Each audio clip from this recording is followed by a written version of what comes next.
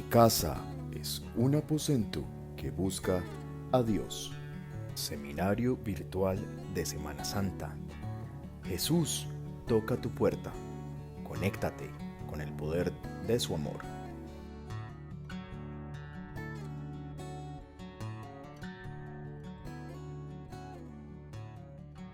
Un gran abrazo. Espero en Dios que estén disfrutando de sus bendiciones y de sus misericordias que son nuevas cada día.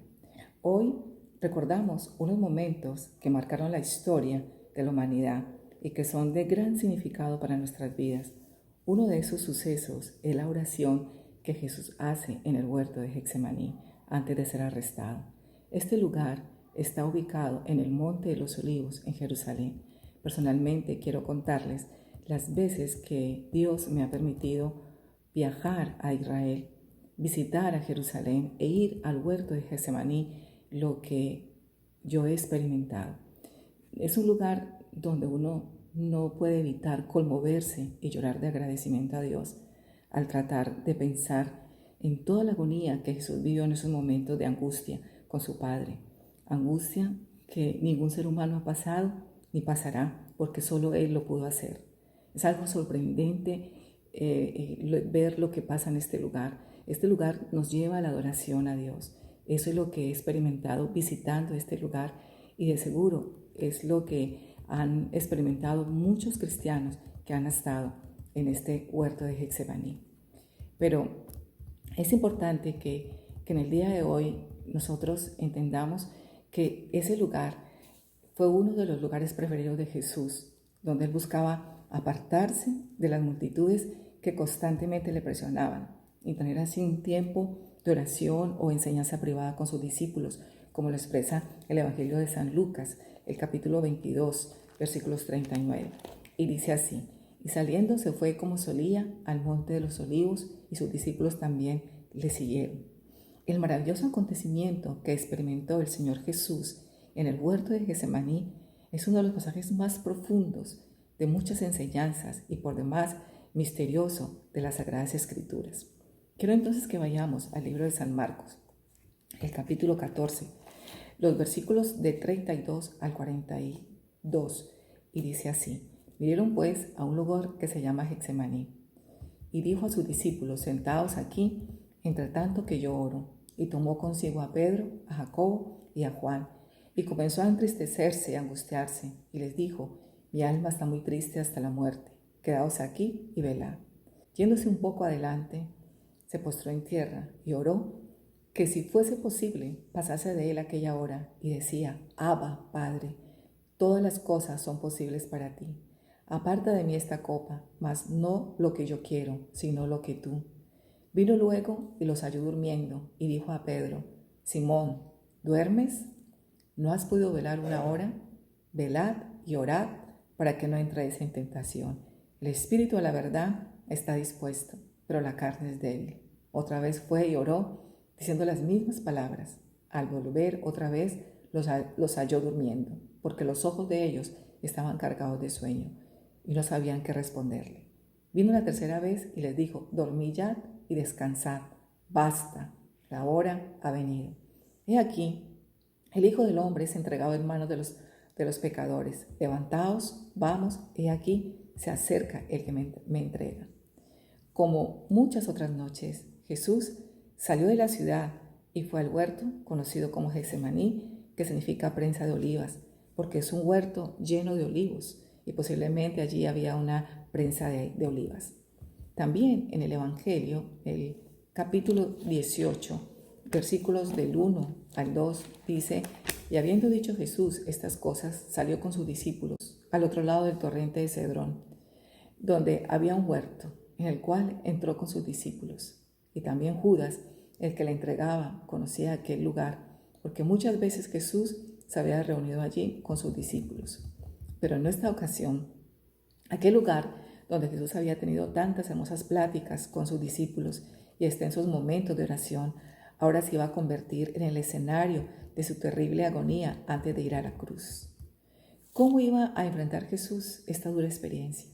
Con frecuencia, cuando alguien pasa por un problema que lo agobia o se encuentra rodeado de dificultades, Es normal pensar en algo que lo distraiga y buscar algún tipo de diversión que lo relaje. Algunos llegan incluso a cosas como el alcohol, como las drogas, como las fiestas o como hábitos similares. Qué lejos digamos, de sentir ellos la paz y la tranquilidad, es al contrario. Eso va a aumentar los problemas, va a aumentar las situaciones complicadas, pero el Señor nos enseña acá que la solución está en buscar a Dios en oración. Le dijo a sus discípulos: sentaos aquí, entre tanto que yo oro.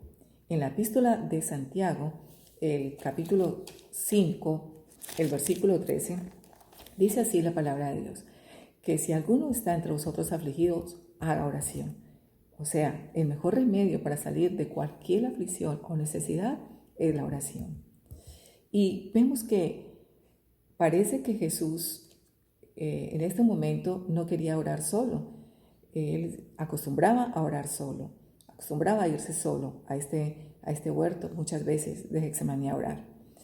Pero, sin embargo, podemos ver que en este pasaje de pronto él quería sentir la cercanía de algunos de sus discípulos, así que escogió a varios de ellos para que lo acompañaran a cierta distancia.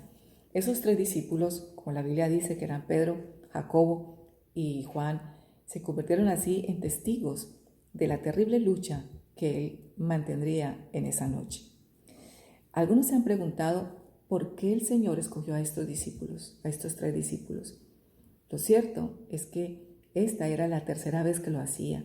Estos mismos discípulos estuvieron con él en momentos como en el monte de la transfiguración. También estuvieron en momentos en la resurrección de la hija de Jairo, que era un conocido muy prestigioso de la comunidad de la época. Y vemos cómo esas 3 experiencias tuvieron relación con 3 momentos claves en la vida del Señor, como fueron su agonía, como fueron su resurrección y como fueron momentos de gloria. Cuando Jesús se apartó para orar, ¿qué podemos ver? Vemos cómo él, el evangelista, aquí San Marcos, utiliza el original de 2 palabras muy fuertes para indicarnos su intensa perturbación emocional ante la perspectiva que se le estaba presentando. Y también su estado de extremo dolor y angustia. En el libro de Lucas también encontramos esto.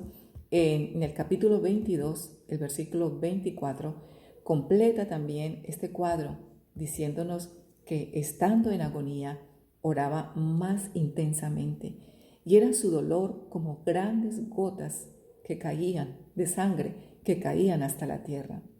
Podríamos preguntarnos qué era lo que producía ese estado en Jesús. Algunos han pensado que esta angustia era la reacción natural que todos los seres humanos sienten ante la proximidad de la muerte. Pero en el caso de Jesús, necesariamente tenemos que pensar que había mucho más que eso. Se trataba del estremecimiento de aquel que era la vida misma al enfrentarse con todo el poder destructivo del mal, de todo aquello que se estaba oponiendo a la santidad de Dios, que en ese momento se abatía directamente sobre él, por cuanto había decidido presentarse como el Cordero de Dios que muere por el pecado de la humanidad.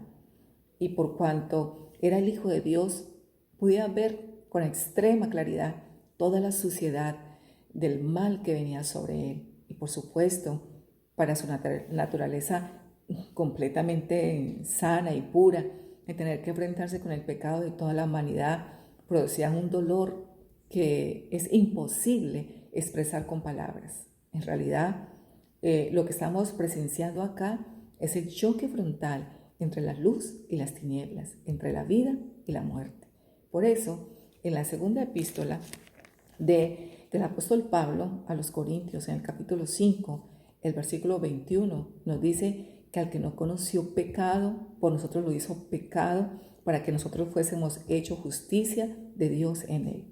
Cuando Jesús le dice a los discípulos: mi alma está muy triste hasta la muerte, solo podemos entender la causa de esta tristeza si nos damos cuenta de que no se trataba únicamente de la angustia ante la muerte que los seres humanos atravesamos al final de nuestros días. En su caso, era una muerte diferente. Él no moría como consecuencia de sus propios pecados, ya que no los tenía, sino que él moriría en sustitución de los pecadores, cargando en ese momento toda la maldad de la humanidad. Muchas veces nosotros sufrimos como consecuencia de algunos de nuestros pecados y sabemos por experiencia lo doloroso que esto es. Pero, ¿qué sería para el Señor sufrir de forma condensada por todos los pecados de la humanidad? No cabe duda, nunca nadie ha experimentado un dolor y una amargura semejante. Y en estos momentos su santidad fue oprimida y fue agobiada hasta lo sumo. Tenemos que reconocer que nunca podremos comprender la intensidad y la magnitud de este suceso. Viendo la impresión que nuestros pecados produjeron en Jesús, esto, pienso yo, nos debería a llevar a ser mucho más sensibles, a tener siempre un temor reverente para evitar el pecado en nuestras vidas. Cuando Jesús se apartó para orar, hizo un llamamiento a sus discípulos para que velaran. Esta no era la primera vez que les exhortaba a velar en oración, puesto que Él ya lo había hecho cuando les estaba anunciando su segunda venida y les había dicho que permanecieran en esa actitud, en una actitud de velar. En el Evangelio de San Marcos, el capítulo 13, el versículo 33, el versículo 35 y el versículo 37 nos dice así: mirad, velad y orad, porque no sabéis cuándo será el tiempo. Velad, pues, porque no sabéis cuándo vendrá el Señor de la casa, si al anochecer o a la medianoche, o al canto del gallo o a la mañana, para que cuando venga de repente no os halle durmiendo. Y lo que a vosotros digo, a todos lo digo, velad. Ahora vuelve a hacerlo, aunque con mayor urgencia, debido a los acontecimientos que inmediatamente iban a ocurrir. Nosotros debemos recibir esta exhortación apremiante, a velar y a orar. La somnolencia de los discípulos parece que ha alcanzado al cristianismo de nuestro tiempo. Y no lo olvidemos, dejar de velar abre la puerta al mal en nuestras vidas. Los efectos de esta somnolencia los podemos ver también en el sombrío estado del alma que pierde la sensibilidad frente al pecado en nuestras vidas y el poder del mal en el mundo. Esto nos puede dejar anestesiados, ignorantes, indiferentes y tranquilos frente al mal que nos rodea, pensando que en el fondo no es tan grave. Pero esta falta de sensibilidad, esta falta de vigilancia es aprovechada por el maligno en el mundo y en las personas. El evangelista nos dice que el Señor cayó rostro en tierra. El evangelista dice que el Señor cayó rostro en tierra, dice que se postró. La postura que adoptó para orar expresaba su total sumisión a la voluntad de Dios. El Señor de señores se postró, dispuesto a obedecer por amor al Padre y también por amor a toda la raza humana. En Romanos capítulo 5, versículo 19, encontramos que dice: porque así como por la desobediencia de un hombre los muchos fueron constituidos pecadores, así también por la obediencia de uno los muchos serán constituidos justos.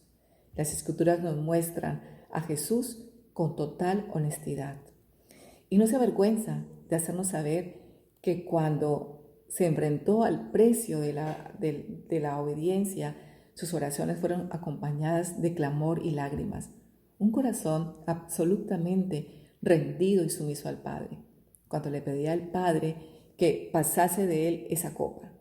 Siempre lo hacía bajo la condición de que fuese compatible con la voluntad divina. En el libro de Juan, el capítulo 12, versículos del 27 al 28, dice así: ahora está turbada mi alma, ¿y qué diré? Padre, sálvame de esta hora. Mas para esto he llegado a esta hora. Padre, glorifica tu nombre. Entonces vino una voz del cielo: lo he glorificado y lo glorificaré otra vez. Aquí vemos todo el drama de nuestra redención y el silencio del cielo indicó que no había otro modo. El Santo Hijo de Dios debía morir por los pecadores. Por supuesto, aquella hora a la que Jesús se refería tenía que ver con el momento determinado desde la eternidad en el que se habría de resumir y concentrar toda la angustia, toda la pena, toda la muerte y cada una de las consecuencias que han surgido del pecado. Era la hora cuando Jesús, el hombre representativo, debía presentarse ante la justicia divina para satisfacer sus exigencias por medio del sacrificio de sí mismo en ofrenda por el pecado. Notemos que en su oración se dirige a Dios con la palabra Abba, que significa papá. Sin lugar a dudas, tuvo que sorprender a sus discípulos que se dirigiera a Dios de esta manera. Ellos nunca habían escuchado de ningún santo del Antiguo Testamento que trataran a Dios así, de esa forma. En la forma de pensar de ellos habría sido irreverente y por tanto habría sido impensable que alguien pudiera llamar a Dios con una palabra tan familiar. Pero al hacerlo, Jesús estaba revelando la naturaleza de su comunión con Dios. De hecho, siempre que vemos a Jesús orando en los evangelios, lo hizo de esta forma, salvo en una única ocasión. Esto tuvo lugar en la cruz, cuando él allí clamó, Dios mío, ¿por qué me has desamparado? El acto de obediencia que el Hijo del Hombre se disponía a llevar a cabo tendría un sabor inconmensurablemente amargo. Tenía el sabor de la muerte. El autor del libro de Hebreos, en Hebreos capítulo 2, versículo 9, dice que él gustó la muerte por todos. En varios pasajes bíblicos del Antiguo Testamento se habla referente a esta copa. Esta copa que estaba reservada para los malos en el Salmo 11, versículo 6, también lo vemos en el Salmo 75, versículo 8, en Isaías 51, 17, también en Jeremías capítulo 25, versículo 15. Entonces vemos que la muerte que a él gustó no solo tuvo que ver con experimentar la separación del alma del cuerpo, sino el abandono del Dios de justicia por haberse identificado con el pecado del mundo. Es inimaginable que la santidad encarnada pudiera recibir con agrado el pecado representado en esa copa. De ahí su petición, aparta de mí esta copa. Pero por otro lado, dejaba también constancia de su absoluta devoción y amor a su Padre. Mas no lo que yo quiero, sino lo que tú, como leíamos en el Evangelio de San Marcos. No había ningún conflicto entre la voluntad del Padre y la del Hijo. El hombre perfecto era también el siervo obediente en todo. Y aunque todo su santo ser se alzase en contra de la perspectiva de la cruz y su cuerpo sudase sangre en su agonía, él nunca dejaría de decir, mas no lo que yo quiero, sino lo que tú. No podemos imaginar un grado de perfección más alto que el que aquí se nos presenta. Jesús conoció el hambre, él conoció el cansancio, conoció el sufrimiento, conoció el dolor de la deslealtad y la intolerancia, la incomprensión, la injusticia, la decepción de ver intereses creados en sus seguidores más cercanos y la traición o cobardía en otros. Sufrió la agonía indescriptible de la cruz, que de alguna manera nos queda reflejada en su momento de oración previos en este huerto de Getsemaní. Y además le esperaba la separación de su Padre, porque al ser hecho pecado por nosotros, iba a ser abandonado y desamparado por su Padre. Cristo aprendió que la obediencia a Dios trae sufrimiento en un mundo caído. Nosotros ya lo hemos experimentado muchas veces, cuando determinamos ser fieles al Señor y obedecerle. ¿Cuál es la consecuencia? La oposición de los familiares y amigos, el desprecio de los compañeros y amigos, porque de pronto nos ven diferentes y en el peor de los casos, hasta la persecución. Pero esta noche de sufrimiento fue seguida por la mañana de la resurrección y de la vindicación que Dios hizo de su fe. No fue librado de padecer la muerte, sino que, habiendo llegado a ella, fue sacado de sus garras por ese glorioso triunfo de la resurrección. Aprendemos acá que de la misma manera Dios no siempre contesta nuestras oraciones, tal como pensamos que debía hacerlo. Después de un tiempo de oración, Jesús volvió a donde había dejado a sus discípulos y dice las Escrituras que los encontró durmiendo. No fueron capaces de compartir con Él nada de su infinito dolor. Cada vez estaba más claro que en el camino a la cruz Jesús iba a encontrarse absolutamente solo.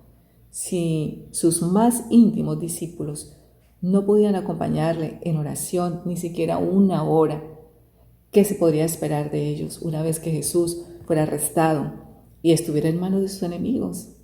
El mismo Pedro, que tan vehementemente había protestado cuando Jesús les anunció que todos ellos le abandonarían en esa noche, no fue capaz de mantenerse despierto junto a Jesús orando con él por un poco de tiempo.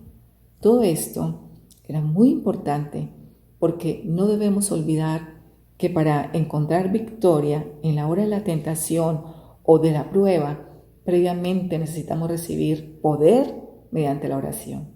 En ese sentido, estaba claro que los discípulos no entendían la gravedad de la situación que se avecinaba y por lo tanto tampoco se estaban preparando adecuadamente para enfrentarla. ¿Y qué diremos de nosotros mismos? ¿Cuántas veces no somos capaces de velar en oración ni siquiera una hora? ¿Qué puede esperar el Señor de nosotros? La debilidad de la que el Señor les había hablado durante la cena se empezaba a hacer evidente.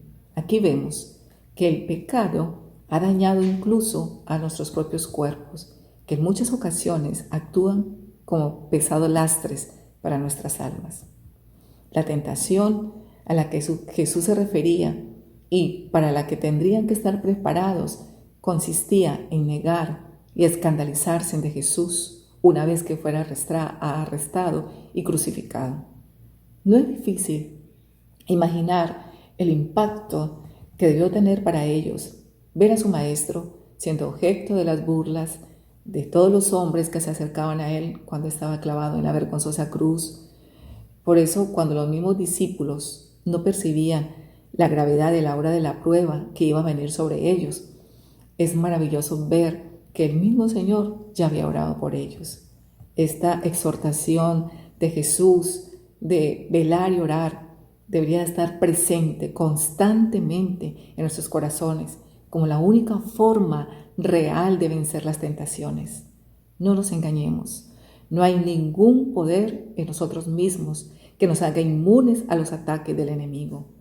Por esta razón, cada cristiano debe permanentemente en un estado de vigilancia y oración estar desde el mismo momento de su conversión hasta la hora de su muerte. Pedro entendió finalmente esta lección y él mismo después exhortaba en cuanto a esto, en cuanto al velar, él exhortaba en el primer libro de Pedro, capítulo 4, versículo 7, donde decía: mas el fin de todas las cosas se acerca, sé pues sobrios y velad en oración. El Señor señaló que la razón por la que era imprescindible que mantuvieran esa actitud de vigilancia y oración era porque dentro del cristiano hay dos naturalezas que son contrarias entre sí: el espíritu y la carne. En el libro de Gálatas, en el capítulo 5, versículos 16 al 17, encontramos Digo pues, andad en el Espíritu y no satisfagáis los deseos de la carne, porque el deseo de la carne es contra el Espíritu y el del Espíritu es contra la carne, y estos se oponen entre sí para que no hagáis lo que quisierais. Por un lado está la carne, la vieja naturaleza caída, siempre inclinada al mal, y por el otro lado está el Espíritu, es decir, la nueva naturaleza que el Espíritu Santo ha dado a aquellos que creen en Cristo y que siempre está dispuesta a hacer el bien que agrada a Dios. Es importante ser conscientes de que después de la conversión, Dios no quita de nosotros la vieja naturaleza, ya que esto tendrá lugar en el momento cuando seamos arrebatados o muramos. Mientras tanto, la carne sigue luchando dentro de nosotros mismos con el fin de hacernos caer. Y no olvidemos que la carne no mejora con el tiempo, únicamente se adapta a las nuevas situaciones. Y por lo tanto, no hay ningún creyente que haya llegado a un estado de santidad que ya no deba preocuparse de ello. Por el contrario, aquellos que realmente viven una vida consagrada al Señor son los que, conscientes del grave peligro que constantemente corren por su naturaleza caída, perseveran en velar y orar como el Señor hablaba en este pasaje del Evangelio de San Marcos. Vemos cómo el Señor interrumpió sus oraciones en 3 ocasiones para ir a ver a sus discípulos, y en todas ellas los encontró durmiendo. Y aunque seguramente los discípulos sentían vergüenza por no estar orando tal como Jesús les estaba pidiendo, sin embargo ellos no lograban resistir el sueño y tampoco sabían qué responderle. Cuando Jesús regresó por 3ª vez, ya no los animó a velar, sino que les dijo que durmieran y descansaran. No debemos ver en estas palabras una severa reprensión, sino más bien todo lo contrario. Podemos incluso imaginarnos al Señor sentándose al lado de cada uno de sus discípulos, velar sus sueños. Era sin duda un cuadro conmovedor imaginarse uno esta escena. Los discípulos se habían rendido a la comodidad del sueño, bajo el peso del cansancio y tal vez la tristeza. Pero Cristo no se rindió ante nada, sino que en medio de su inmenso dolor afirmó positivamente su disposición de hacer la voluntad de Dios al precio que fuera, e incluso velaba por sus discípulos con todo amor y cuidado mientras ellos dormían. Y finalmente llegó la hora en que Jesús iba a ser entregado en manos de pecadores. Y la hora llegó, y Él dijo: basta, la hora ha venido. Suponemos que el Señor escuchó el ruido de la compañía que, conducida por Judas, cruzaba el arroyo y subía la cuesta hacia el huerto, por lo que rápidamente despertó a sus discípulos para advertirles de la presencia del peligro. Las frases entrecortadas que Jesús usó nos muestran su angustia ante la hora final, pero en ningún momento plantea una huida, sino que por el contrario dijo a sus discípulos: vamos, indicando de esta manera su disposición de ir en busca de los que venían a arrestarle. La agonía en el huerto de Getsemaní definitivamente es uno de los profundos y misteriosos acontecimientos de la palabra de Dios, donde nos enseña cuál debe ser nuestra actitud ante las grandes dificultades que enfrentamos. La oración es el secreto para vencer la angustia y la preocupación. Dios fortalece nuestras vidas cuando decidimos ir a su presencia para exponerle todo lo que nos acontece. Es por esto que yo les invito para que en este momento oremos a nuestro buen Dios y para que le digamos: Padre de los cielos, hoy nosotros nos acercamos a ti con agradecimiento por la obra que Jesucristo hizo en la cruz por cada ser en la tierra. Un regalo maravilloso que no merecíamos, que no hicimos nada para merecerlo, pero que vino de ti, para que todo aquel que en él crea no se pierda, mas tenga vida eterna. Hoy te damos la gloria debida a tu nombre. Hoy te exaltamos, te glorificamos por esa salvación tan grande a través de tu Hijo Jesucristo, porque en ningún otro hay salvación, porque no hay otro nombre bajo el cielo dado a los hombres en que podamos ser salvos. El Cordero de Dios, el pan de vida, el Señor de señores, el Príncipe de paz, el autor de la eterna salvación. Padre, que te honremos con nuestras vidas, vidas dedicadas, vidas consagradas, vidas comprometidas a ti, reconociendo siempre que tú eres nuestro Señor y Salvador de nuestras vidas. En Cristo Jesús. Amén, Señor.